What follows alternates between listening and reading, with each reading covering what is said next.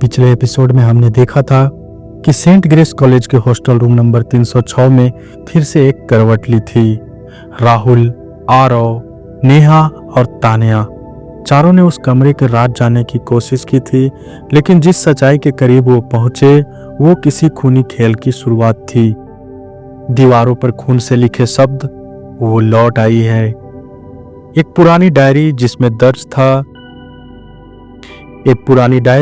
दर्ज था गायब लड़कियों का नाम और वो डरावनी लड़की जिसने कहा यहाँ आत्मा नहीं कातिल रहता है। जैसे जैसे रात बढ़ी, राहुल और उसके दोस्तों ने पाया कि सिर्फ भूत नहीं, इंसान भी दानव बन चुके हैं। वार्डन की साजिश, नकाबपोश कातिल और वो गुप्त सुरंग जहां हर दीवार खून से सनी थी, और उस सुरंग के अंत में वो दरवाजा जिस पर लिखा था जो अंदर आया वो कभी लौट कर वापस नहीं गया। दरवाजा खुला और सामने खड़ी थी अनुष्का, वो भी जिंदा, लेकिन अब वो वैसी नहीं थी जैसे पहली थी।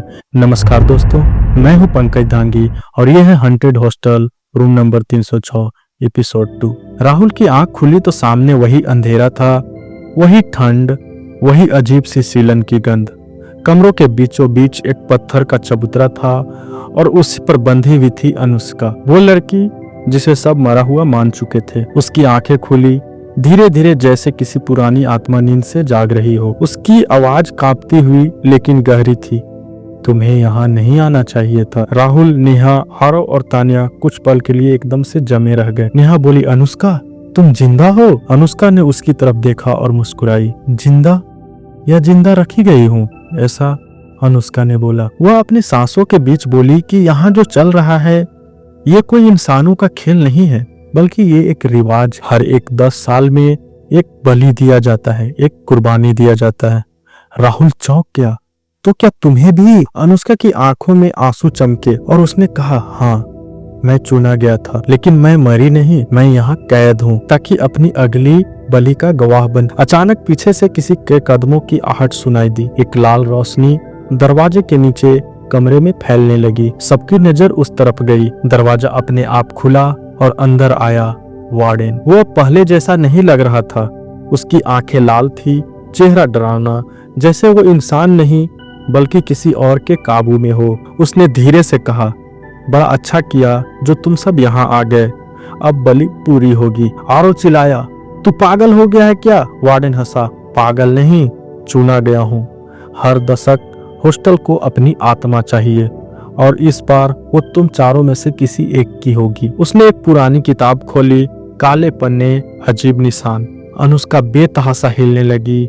मत करो ये सब, ये किसी को निगल जाएगी। अचानक दीवारें कांपने लगी, ऊपर से धूल गिरने लगी और फिर एक चीख इतनी भयानक कि सबके दिल के थम गए। दरवाजे पे किसी ने चिल्लाया, उसे मत छुओ। सबने मुड़कर देखा तो वो प्रिंसिपल था। राहुल ने कांपते आवाज में पूछा, तुम?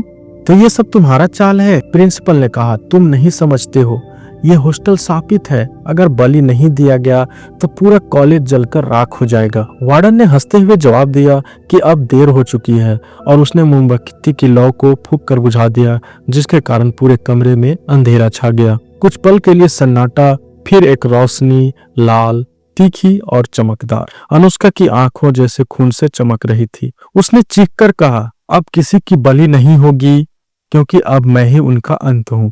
कमरा हिलने लगा, हवा चिल्लाने लगी और सब कुछ जैसे टूटने लगा। राहुल और उसके दोस्त अंधेरे में गिरते चले गए, नीचे और फिर सन्नाटा। धीरे धीरे एक सामने से दीवार उभरता है जिस पे लिखा हुआ होता है, अब खेल उल्टा होगा। तो दोस्तों, राहुल और उसके दोस्त दीवारों के बीच घिर गए और पूरा हॉस्टल की दीवारें अब उनके चीखों से गूंज रही थी। क्या वो जिंदा हैं या इस पर उन्हें हॉस्टल ने निकल लिया? और अनुष्का, अब वो इंसान है या कुछ और? सच्चाई अब और भी खतरनाक हो चुकी है, क्योंकि अब खेल उल्टा शुरू होगा। जानिए क्या होता है haunted hostel room number 306 episode 3 में, सिर्फ पंकज धांगी पर। तब तक के लिए वीडियो को लाइक कर दीजिए, कमेंट बॉक्स में अपना राय जरूर दीजिए और हमारे चैनल को सब्सक्राइब कर लीजिए ताकि आप आगे आने वाले एपिसोड्स को मिस न कर सकें। और हाँ, अगर आप ऐसे ही क्राइम सीरीज सुनना चाहते हैं तो इंडिया स्क्रीन पे आपको एक वीडियो दिखाई दे रहा होगा, साक्षी मर्डर केस, तो आप उसे क्लिक करके सुन सकते हैं।